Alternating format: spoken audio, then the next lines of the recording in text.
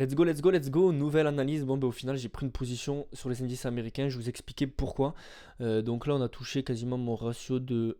On a passé le ratio de 4. J'ai sorti un petit peu ici, un petit peu là. Et là, j'attends ici. Parce que comme je suis sur un compte futur, c'est en contrat. Et du coup, là, j'ai pris, comme c'est un nouveau compte, je ne savais pas trop comment ça fonctionnait. J'ai pris 4 contrats. Mais du coup, comme j'en ai sorti un là, j'en ai sorti 2 ici. Bah là il me reste que 1 en fait et je peux pas diviser les contrats donc je peux pas sortir une partie là parce que c'est une zone impertinente donc ce que j'ai fait c'est que j'ai trail mon stop. J'ai trail mon stop, vous voyez que j'ai pris la position. Bon là c'est ce qui reste à la fin, c'est pour ça. Je peux pas vous montrer plus haut les gains mais j'ai bien pris la position. Mais du coup voilà, bon c'est pas grave, bref, analyse. Donc pourquoi je vais vous faire une analyse sur le SP500 et le Nasdaq parce que je suis rentré sur Nasdaq mais de base j'aurais été intéressé de prendre le SP500, je vais vous expliquer pourquoi. Donc sur le SP500 on regarde qu'est-ce qu'on voit. D'ailleurs le SP500 lui, la différence c'est que il a touché, le TP aurait été là, il a touché mon TP, vous voyez la différence. Donc c'est pour ça que je me dis, c'est pour ça que je suis quand même favorable, je pense que le Nasdaq va aller toucher. Euh, on a une divergence, vous voyez que le SP500 a pris ses lots ici alors que le Nasdaq les a toujours pas pris. Vous voyez ici de base je voulais rentrer sur celui-là ce qui aurait fait un ratio de 4 même si je pense que dans la journée on va aller chercher ici voire ici. Donc voilà, mais je pense que le Nasdaq va aussi aller plus bas parce que les deux se suivent. On a une sorte de divergence, on a un SP500 qui est plus bas que le Nasdaq et je vais vous expliquer aussi pourquoi du coup j'ai pris le Nasdaq quand même si le SP500 m'a pas déclenché. Alors donc sur le Nasdaq, c'est un peu la même analyse sur les deux. Je vais d'abord analyser le SP500 même si je suis rentré sur le Nasdaq. Donc qu'est-ce qu'on voit? Je vais enlever tout ça. Ok, ça va être plus simple pour vous. Tac. Donc en pre-market, qu'est-ce qu'on voyait? On voyait que si je vais en 1 heure, hop. Qu'est-ce qu'on voyait? On voyait qu'on avait des high ici. Je peux pas vous les tracer. Alors si je vous les trace, ça va être un gros bordel. Alors attendez, j'enlève tout du coup. Tac. 13 descends. Hop. Qu'est-ce on voyait en pré-market? Donc là, c'est à 14 heures. La bougie de 15 heures, elle est ici, la bougie d'ouverture. Qu'est-ce qu'on voyait? Donc d'abord, moi, ce que je fais, c'est que je vais en 4 heures. Je vois qu'en 4 heures, ce qui me marque, c'est qu'on a un fair value gap ici, ok. On a un gros fair value gap, on a des high ici en 4 heures. Bon, je me doutais qu'on n'allait pas les chercher aujourd'hui. Si on allait les chercher aujourd'hui, c'est que vraiment on allait être baisser sur toute la semaine. On avait des high en 4 heures et des high en 4 heures ici. Bon, en réalité, c'est des high en 1 heure, mais voilà. Je vais mieux te les tracer comme ça, tac. Donc ça, c'est le pré-market, c'est la bougie de 15 heures qu'on a liquidé à 16 heures. Ensuite, au niveau des lots, qu'est-ce qu'on avait? On avait ce lot qui a été sweep en pré-market, donc c'est pour ça que ça ne m'intéressait pas. On avait ces lots ici qui a été formé pour la structure. Ces lots là, moi ce que je fais c'est que je note tous les lots, tous les highs et ça me permet de connaître mon biais. Je sais qu'à l'ouverture par exemple, si vous regardez, à l'ouverture on a directement monté pour chercher le côté de la liquidité qu'il y avait ici, ok. Pareil sur le Nasdaq, on est mince. On allait chercher d'abord en haut avant d'aller chercher en bas. Et c'est pour ça que je savais que j'allais chercher à vendre. Parce que, pour rappel, moi dans ma stratégie, qui est très très simple d'ailleurs, admettons, je vais vous tracer grossièrement, hein. Une fois que vous avez repéré donc les liquidités en haut et en bas, si à l'ouverture, le prix, vous voyez qu'il va chercher la liquidité en bas, ben on va chercher à acheter pour aller viser la liquidité d'en haut. Si à l'ouverture, il va chercher en haut, on va chercher à viser en bas. Et une fois qu'il a pris et le haut et le bas, ben, par exemple, si vous allez chercher une vente ici, que vous avez jusqu'ici TP, tant mieux, c'est terminé. Par contre, s'il a pris le haut, que vous n'avez pas pu rentrer, qu'il cherche le bas, ne cherchez pas. Après c'est ma stratégie, vous faites ce que vous voulez, vous pouvez le backtester. Mais moi, perso, je ne cherche pas à acheter. Parce qu'une fois qu'il a pris le buy side liquidity, le sell side liquidity, pour moi, il n'y a plus rien à faire. C'est-à-dire qu'il a fait son mouvement, il peut très bien ensuite chuter ou alors re-sweep. Donc, moi, ma stratégie, c'est que s'il prend d'abord le bas, je vais viser le haut. S'il prend d'abord le haut, je vais viser le bas. C'est aussi simple que ça, ok. Donc, je reviens sur l'analyse. Vous voyez que directement à l'ouverture, je vais analyser le SP500. Comme ça va être plus simple. Tac. Directement à l'ouverture, qu'est-ce qu'on a fait? On a tout liquidé, on a sweep, on est revenu dans le fair value gap. On a inversé ce fair value gap qu'il y avait ici. Tac.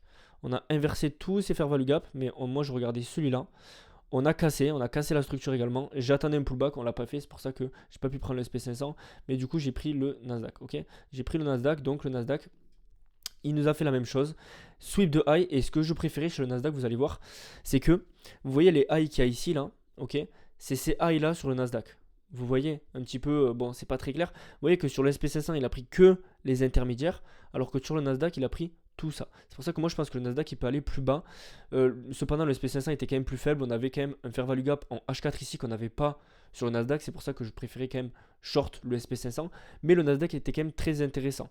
Alors que le SP500 avait déjà fait son mouvement, le Nasdaq ne l'avait pas encore fait. C'est pour ça que j'ai quand même cherché à vendre le Nasdaq. C'est la même chose. On a monté, on a directement sweep à l'ouverture tous ces highs. Si encore une fois, pareil que le SP500, on n'a pas pris ce high là. D'ailleurs, on n'a même pas pris cela. Mais si on avait pris cela, pour moi, on aurait été vraiment plus bas toute la semaine. Là, c'est juste Aujourd'hui, ce mouvement-là, pour moi, on peut aller chercher encore ce. Pour moi, vraiment, j'ai pris des TP intermédiaires, je vais vous expliquer pourquoi. Mais d'abord, je vais vous faire l'analyse. On a sweep, donc je cherche à vendre, ok. Du moment où on a sweep, je cherche à vendre. Tac, tac, tac, qu'est-ce que j'ai? J'ai un fair value gap ici. Qu'on vient inverser, on vient même inverser ce petit qui restait. Croisement des mots immobiles, retour sur fair value gap, boum, gros mouvement baissier magnifique. Pourquoi j'ai pris des TP intermédiaires? Parce que vous voyez qu'on a quand même des liquidités, mais en 15 minutes, ce qui est quand même moins pertinent.